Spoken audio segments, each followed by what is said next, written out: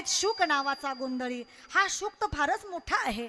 हा शुक म्हणजे व्यासांचा सुपुत्र आहे की जन्मताच ज्याने वैराग्याला धारण केलं आहे आणि ज्याने वनाकडे गमन केलं आहे.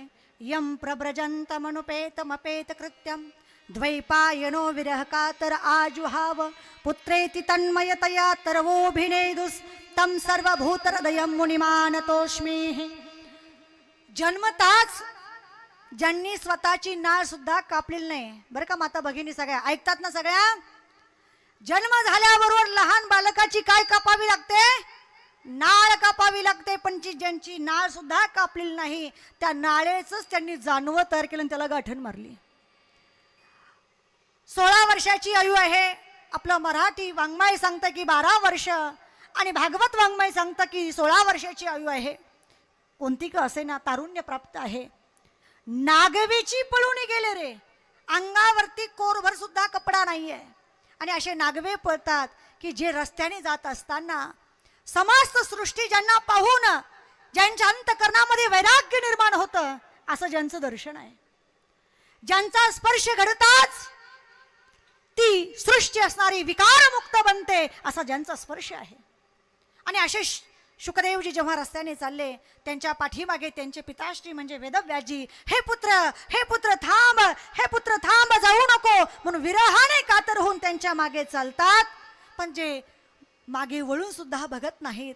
शेवटी जंगलातले जे वृक्षवेली आहेत त्यांनी उत्तर द्यावं, अहो व्यासजी तुमचा पुत्र हा वैराग्यशील आहे आणि तो भगवंताच्या कार्यासाठी चालला असताना तुम्ही त्याला मागे का बोलवतात.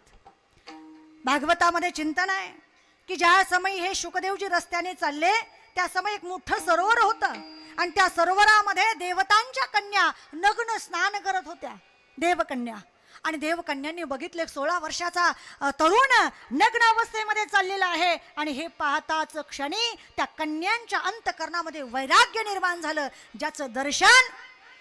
ज्याचं दर्शन सुद्धा वैराग्य निर्माण करतं. असे शुकदेव त्या कन्या तशाच जशा आहेत त्या अवस्थेमध्ये उभ्या आहेत, हात जोडलेले आहेत, वंदन त्या ठिकाणी करतायत. आणि त्यांच्या पाठोपाठ श्री वेदव्यासजी येतात. शुकदेवजी पुढे निघून गेले. कन्यांनी पुन्हा पाहिलं की कोणीतरी वृद्ध पुरुष येत आहे. बरोबर अंगावरती कपडे घातले आणि पुन्हा हात जोडून उभा राहिल्या. व्यासांनी प्रश्न केला, अरे काय चमत्कारिक गोष्ट आहे. माझा तरुण मुलगा इथून गेला आणि त्यावेळेस तुम्ही कपडे धारण केले नाही. मी तर म्हातारा आहे, वृद्ध आहे आणि मला पाहिल्यावर तुम्ही वस्त्र धारण केली.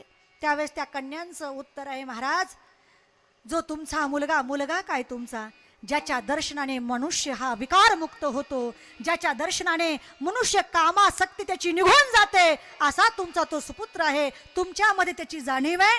कशाची? लाज शरम लज्जा याची जाणीव तुमच्याकडे, पण तुमच्या मुलाकडे त्याची जाणीव नाही. नव्हे स्त्री कुणाला म्हणायचं, पुरुष कुणाला म्हणायचं हे सुद्धा ज्ञान ज्याला नाही त्याला शुक असं म्हणतात. विठाला